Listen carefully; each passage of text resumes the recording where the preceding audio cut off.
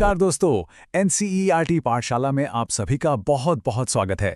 यहाँ हम एनसीईआरटी के हर चैप्टर को समझते हैं, बिल्कुल आसान भाषा में और कमाल के 3D विजुअल्स के साथ। तो आज हम एक बहुत ही दिलचस्प, एक तरह से कहें तो एक भूवैज्ञानिक जासूसी करने वाले हैं। हम एक ऐसे रहस्य को सुलझाएंगे जो हमारी पृथ्वी से जुड़ा है। ये रहस्य है कि हमारे महासागर और महाद्वीप ऐसे क्यों दिखते हैं जैसे वो आज हैं। तो तैयार हैं? चलिए शुरू करते हैं इस ज्ञान यात्रा को। कभी दुनिया का नक्शा देखा है? जरा अटलांटिक महासागर पर नजर दौड़ाइए। एक तरफ है दक्षिण अमेरिका और दूसरी तरफ अफ्रीका। ध्यान से देखिए, क्या आपको नहीं लगता कि इनके किनारे एक दूसरे में एकदम फिट हो सकते हैं? बिल्कुल एक जिक्सॉ पजल के दो टुकड़ों की तरह। और बस यही सवाल हमारे आज के रहस्य की जड़ है। क्या ये सिर्फ एक इत्तेफाक है, या फिर ये महाद्वीप सच में कभी एक ही जमीन का हिस्सा थे? ये एक ऐसा सवाल था जिसने ना जाने कितने ही वैज्ञानिकों को सालों तक सोचने पर मजबूर कर दिया। तो इस केस को सुलझाने के लिए जो पहले जासूस मैदान में उतरे, उनका नाम था एल्फ्रेड वेगनर। वो जर्मनी के एक मौसम विज्ञानी थे। साल था 1912, जब उन्होंने अपनी एक बहुत ही दाभुंदक, मतलब एक बहुत ही हिम्मत वाली थ्योरी दुनिया के सामने रखी, जिसे हम आज द कॉन्टिनेंटल ड्रिफ्ट थ्योरी या महाद्वीपीय विस्थापन सिद्धांत के नाम से जानते हैं। अच्छा, तो वेगनर ने कहा क्या? उन्होंने कहा कि देखो, आज हमें जो ये अलग अलग महाद्वीप दिखते हैं ना, ये हमेशा से ऐसे नहीं थे। पहले ये सब एक साथ जुड़े हुए थे, एक बहुत ही विशाल सुपर कॉन्टिनेंट में। और इस सुपर कॉन्टिनेंट को उन्होंने एक नाम दिया, पैंजिया। इसका मतलब होता है सारी पृथ्वी। और इस विशाल जमीन के चारों ओर जो महासागर था, उसे उन्होंने कहा पैंथालेस्सा, यानी सारा पानी। उनका कहना था कि करीब 20 करोड़ साल पहले ये पैंजिया टूटना शुरू हुआ और इसके टुकड़े बहकर आज की जगहों पर आ गए। अब सवाल ये था कि वैगनर के पास इस बड़ी सी कहानी का सबूत क्या था। तो सुराग नंबर 1, वही जिक्सॉ फिट। और मजे की बात यह है कि ये फिट सिर्फ किनारों पर ही नहीं है। 1964 में बुलार्ड नाम के एक साइंटिस्ट ने कंप्यूटर की मदद से दिखाया कि अगर हम समुद्र के नीचे करीब 1000 फैथम की गहराई पर इन महाद्वीपों को जोड़ें तो ये फिट, अरे ये तो लगभग परफेक्ट है। दूसरा सुराग छिपा था चट्टानों के अंदर। वैज्ञानिकों ने जब रेडियोमेट्रिक डेटिंग, ये एक टेक्निक है चट्टानों की उम्र पता करने की, तो जब उन्होंने इससे ब्राजील के तट की चट्टानों की उम्र पता की तो वो निकली करीब 200 करोड़ साल पुरानी। और जानते हैं हैरानी की बात क्या थी? पश्चिमी अफ्रीका के तट पर मिली चट्टानी भी ठीक उतनी ही पुरानी थी और उसी बनावट की थीं। ये तो बिल्कुल वैसा ही था जैसे आपने कागज को फाड़ा हो और बाद में उसके दोनों टुकड़ों को मिला के देख रहे हो। एकदम परफेक्ट मैच। और फिर आया तीसरा और शायद सबसे मजबूत सुराग, जीवाश्म यानी फॉसिल्स। मेसोसॉरस नाम का एक छोटा सा रेंगने वाला जीव था। इसके जीवाश्म सिर्फ और सिर्फ दक्षिण अफ्रीका और ब्राजील में मिले हैं। अब आप ही सोचिए, एक छोटा सा जानवर जो जमीन पर रहता था, वो 4800 किलोमीटर चौड़ा समंदर कैसे पार करेगा? नहीं कर सकता ना। इसका तो एक ही मतलब हो सकता है कि ये जमीनें कभी आपस में जुड़ी हुई थीं। चलिए, अब एक सवाल आपके लिए। वेगनर ने उस विशाल भूभाग का क्या नाम बताया था जिससे आज के सारे महाद्वीप बने हैं? फटाफट अपना जवाब नीचे कमेंट बॉक्स में लिखिए। लेकिन कहानी में एक ट्विस्ट था। इतने सारे सबूत होने के बाद भी वेगनर की थ्योरी को ज्यादातर साइंटिस्ट ने मानने से इनकार कर दिया। पता है क्यों? क्योंकि जब उनसे पूछा गया, ठीक है वेगनर, मान लिया कि महाद्वीप खिसके, पर यह बताओ कि उन्हें खिसकाया किसने? इतनी ताकत आई कहां से? और इस सवाल का जवाब वेगनर के पास नहीं था।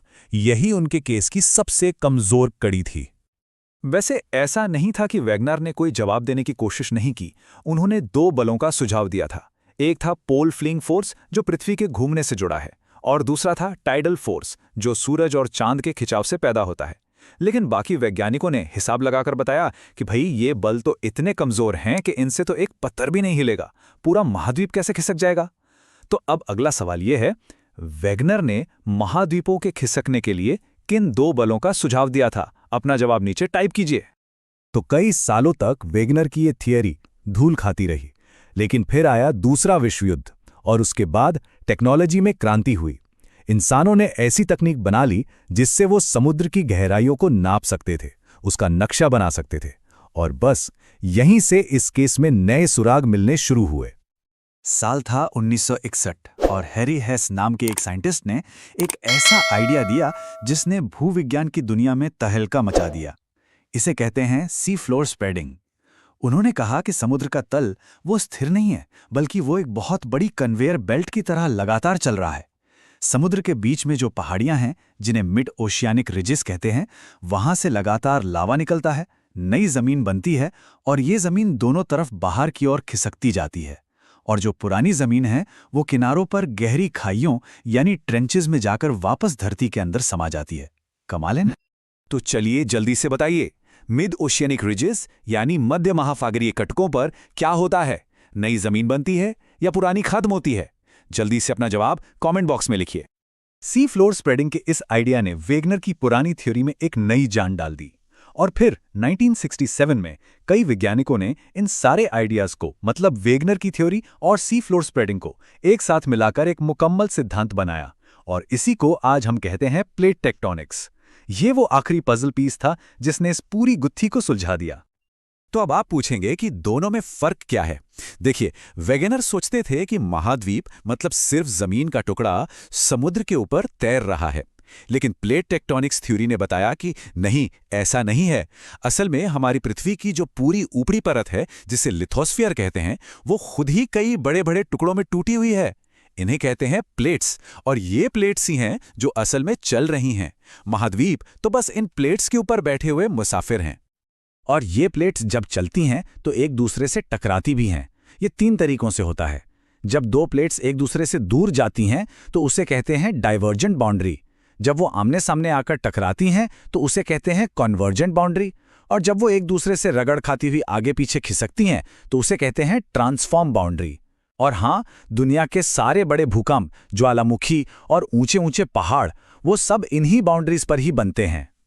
वैज्ञानिकों की ये पूरी खोज हमें एक बहुत ही जरूरी बात याद दिलाती है कि शिक्षा सबसे शक्तिशाली हथियार है जिसका उपयोग आप दुनिया को बदलने के लिए कर सकते हैं।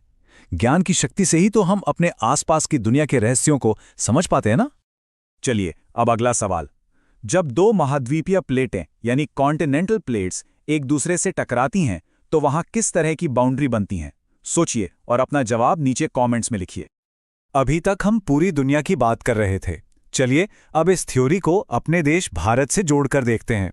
जानते हैं हमारे भारत की अनोखी यात्रा के बारे में, और ये भी कि हमारे सिर का ताज हिमालय पर्वत आखिर बना कैसे।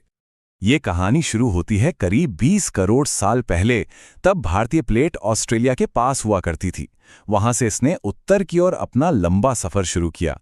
14 करोड़ साल पहले ये 50 डिग्री दक्षिणी अक्षांश पर थी और इसे एशिया से अलग करता था एक विशाल टेथिस सागर। फिर करीब 6 करोड़ साल पहले जब ये भूमध्य रेखा के पास से गुजर रही थी तो डेक्कन ट्रैप्स का निर्माण हुआ और फिर वो ऐतिहासिक पल आया। आज से करीब 4 से 5 करोड़ साल पहले भारतीय प्लेट की यूरेशियन प्लेट से जोरदार टक्कर हुई और इसी महाटक्कर से जन्म हुआ दुनिया की सबसे ऊंची पर्वत श्रृंखला का, हमारा हिमालय। और अब बारी है आज के सरप्राइज क्वेश्चन की।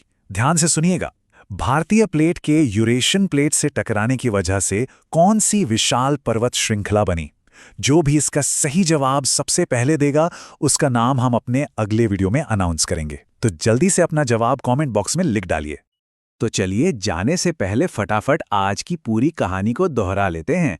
आज के मुख्य बिंदु क्या थे? पहला, वेगनर की कॉन्टिनेंटल ड्रिफ्ट थियरी ने हमें सुपर कॉन्टिनेंट पैंजिया के बारे में बताया। दूसरा, सी फ्लोर स्प्रेडिंग के आइडिया ने हमें वो मैकेनिज्म दिया जिससे महाद्वीप खिसकते हैं। तीसरा, प्लेट टेक्टोनिक्स वो पूरी थ्योरी है जो बताती है कि पृथ्वी का स्थलमंडल असल में चलती हुई प्लेटों से बना है। और चौथा, हमारे महान हिमालय का निर्माण भारतीय और यूरेशियन प्लेटों के टकराने से हुआ। बहुत बहुत धन्यवाद दोस्तों। उम्मीद है आपको आज की ये ज्ञान यात्रा पसंद आई होगी। अगर हाँ, तो इस प्रस्तुति को लाइक करना, अपने दोस्तों के साथ शेयर करना और अपने चैनल NCERT पाठशाला को सब्सक्राइब करना बिल्कुल मत भूलिएगा। याद रखिए, हर दिन सीखिए कुछ नया, सिर्फ NCERT पाठशाला के साथ।